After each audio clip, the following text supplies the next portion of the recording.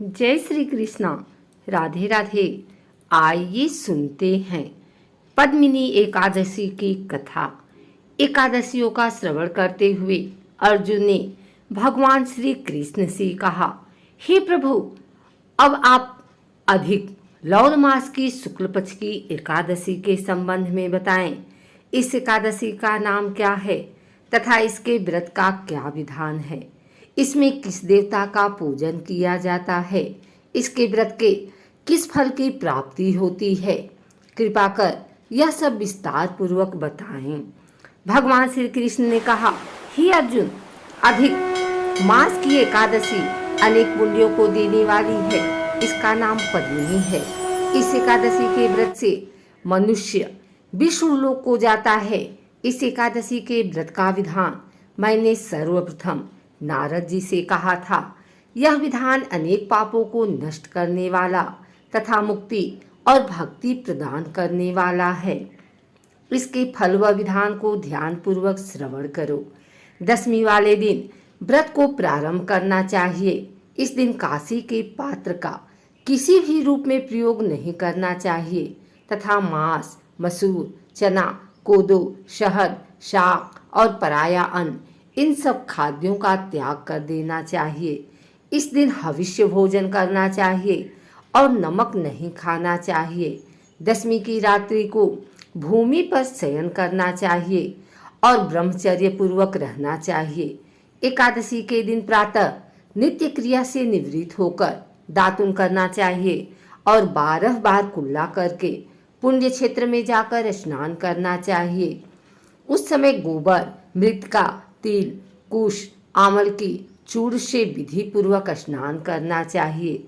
स्नान करने से पहले शरीर पर मिट्टी लगाते हुए उसी से प्रार्थना करनी चाहिए, हे मृतिके, मैं तुमको प्रणाम करता हूँ। तुम्हारे स्पर्श से मेरा शरीर पवित्र हो। सभी औषधियों से पैदा हुई और पृथ्वी को पवित्र करने वाली तुम मुझे शुद्ध करो। ब्रह्मा के थूक से पैदा होने वाली तुम मेरे शरीर को स्पर्श कर मुझे पवित्र करो। हे शंख चक्र गदाधारी देवों के देव पुंडरीकाक्ष, आप मुझे स्नान के लिए आज्ञा दीजिए। इसके बाद वरुण मंत्र को जप कर पवित्र तीर्थों के अभाव में उनका स्मरण करते हुए किसी तालाब में स्नान करना चाहिए। स्नान करने के उपरांत स्वच्छ और सुंदर वस्त्र धारण करके तथा संध्या तर्पण करके मंदिर में जाकर प्रभु का पूजन करना चाहिए। स्वर्ण की राधा सहित कृष्ण भगवान की मूर्ति और पार्वती सहित महादेव जी की मूर्ति बनाकर पूजन करें। धान्य के ऊपर मिट्टी या तांबे का कुंभ रखना चाहिए। इस कुंभ को वस्त्र तथा गंध आदि से अलंकृत करके उसके मुंह पर तांबे, चांदी या सोने का पात्र रखना चाहिए। इस पात्र पर भगवान श्री हरि की मूर्ति रखकर धूप, दीप, नैवेद्य, पुष्प, केसर आदि से उनका पूजन करना चाहिए। इसके बाद भगवान के सम्मुख नृत्य व गायन आदि करना चाहिए।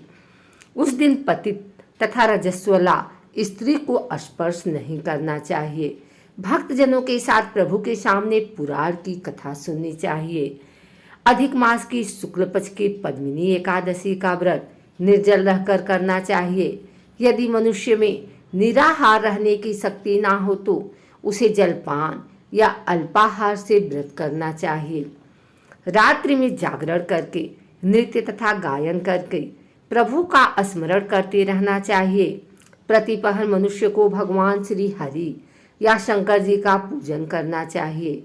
पहले पहर में भगवान को नारियल, दूसरे पहर में बिल्वपत्र व तीसरे पहर में सीताफल और चौथे पहर में सुपारी, नारंगी अर्पण करना चाहिए।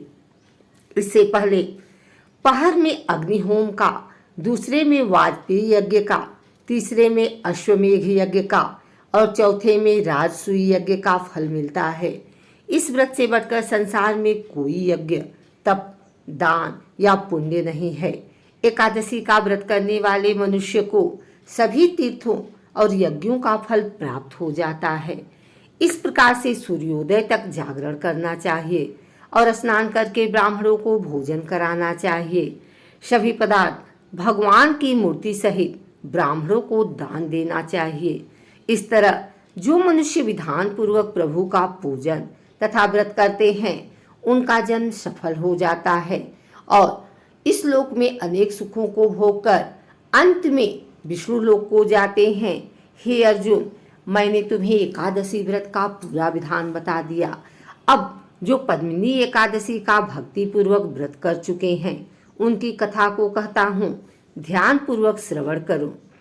यह सुंदर कथा महर्षि पुलस्त्य ने नारद जी से कही थी। एक बार कार्तवीर्य ने रावण को अपने बंदी गृह में बंद कर लिया। उसे महर्षि पुलस्त्य ने कार्तवीर्य से विनय करके छुड़ाया। इस घटना को सुनकर नारद जी ने महर्षि पुलस्त्य से पूछा, हे महर्षि, इस मायावी रावण को जिसने सभी देवताओं सहित इंद्र को जीत लिया था, कार्तवीर्य ने उसे किस प्रकार जीता? कृपा कर मुझे विस्तार पूर्वक बताएं। महर्षि पुलस्त्य ने कहा, हे नारद, आप पहले कार्तवीर्य की उत्पत्ति की कथा सुनो। त्रेता युग में महिष्मती नामक नगरी में कार्तवीर्य नाम का एक राजा राज्य करता था। उस राजा की 100 स्त्रियां थीं। उनमें से किसी के भी राज्य का भार संभालने वाला योग्य पुत्र नहीं था। तब राजा ने सम्मान पूर्वक ब्राह्मणों को बुलाया और पुत्र की प्राप्ति के लिए यज्ञ कराए, किंतु सब व्यर्थ रहे। जिस प्रकार दुखी मनुष्य को भोग नीरस मालूम पड़ते हैं, उसी प्रकार राजा को भी अपना राज्य पुत्र बिना दुखमय प्रतीत होता था। अंत में वह तप के द्वारा ही सिद्धियों को प्राप्त जानकर तपस्या करने के लिए वन को चला गया। उसकी स्त्री राजा हरिश्चंद्र की पुत्री प्रमदा वस्त्रालंकारों को त्याग कर अपने पति के साथ गंधमादन पर्वत पर चली गई। उस स्थान पर इन लोगों ने 10,000 वर्ष तक तप किया, किंतु सिद्धि प्राप्त न हो सकी। राजा की देह मात्र हड्डियों का ढांचा मात्र ही रह गई। यह देख प्रमदा ने श्रद्धापूर्वक महासती अनसुईया से पूछा, मेरे स्वामी को तप करते हुए 10,000 वर्ष व्यतीत हो गए हैं, किंतु अभी तक प्रभु प्रसन्न नहीं हुए हैं जिससे मुझे पुत्र प्राप्त हो। इसका क्या कारण है? प्रमदा की बात सुनकर देवी अनसुईया ने कहा, अधिक मास जो कि 36 माह बाद आता है, उसमें 2 एकादशी होती है। इसमें शुक्ल पक्ष की एकादशी का नाम पद्मिनी और कृष्ण पक्ष की एकादशी का नाम परमा है। इनके जागरण और व्रत करने से ईश्वर तुम्हें अवश्य ही पुत्र देंगे। तत्पश्चात देवी अनसुईया ने व्रत का विधान बताया। रानी प्रमदा ने देवी अनसुईया की बतलाई विधि के अनुसार एकादशी का व्रत और रात्रि में जागरण किया। इससे भगवान विष्णु उस पर बहुत प्रसन्न हुए और वरदान मांगने को कहा। रानी प्रमदा ने कहा, प्रभु आप यह वरदान मेरे पति को दीजिए। रानी प्रमदा का वचन सुन भगवान विष्णु ने कहा, हे रानी प्रमदा, मलमास बहुत प्रिय है, उसमें भी एकादशी तिथि मुझे बहुत सबसे अधिक प्रिय है। इस एकादशी का व्रत तथा रात्रि जागरण तुमने विधान पूर्वक किया, इसलिए मैं तुम पर अति प्रसन्न हूँ। इतना कहकर भगवान विष्णु ने राजा से कहा, हे राजन, तुम अपना इच्छित वर मांगो, क्योंकि तुम्हारी स्त्री ने मुझे प्रसन्न किया है। भगवान की अमृत वाणी सुन राजा ने कहा, हे प्रभु, आप मुझे सबसे उत्तम, सबके द्वारा पूजित तथा आपके अतिरिक्त देव, असुर, मनुष्य आदि से अजेय पुत्र दीजिए। राजा को इच्छित वर देकर प्रभु अंतर ध्यान हो गए। तदुपरांत दोनों अपने राज्य को वापस आ गए। इन्हीं के यहाँ समय आने पर कार्तवीर्य उत्पन्न हुए थे। यह भगवान श्री हरि के अतिरिक्त सबसे अजेय थे। कार्तवीर्य ने रावण को जीत लिया था। यह सब पद्मिनी एकादशी के व्रत का प्रभाव था। इतना वृतांत सुनाने के उपरांत महर्षि पुलस्त्य वहां से चले गए। श्री कृष्ण ने कहा, हे कुंती पुत्र अर्जुन, यह मैंने अधिक मास के शुक्ल पक्ष की एकादशी का व्रत कहा है। जो मनुष्य इस व्रत को करता है वह विष्णु लोक को जाता है। सूत जी ने कहा, हे श्री श्रेष्ठो, जो आपने जानना चाहा था सो मैंने कह दिया।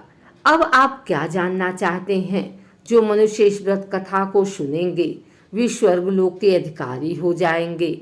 ईश्वर सर्वतः है, वे दुष्प्राय वस्तुओं को भी देने में समर्थ है, परंतु प्रभु को प्रसन्न करके अपनी इच्छित वस्तु प्राप्त करने का मार्ग मनुष्य को जानना चाहिए।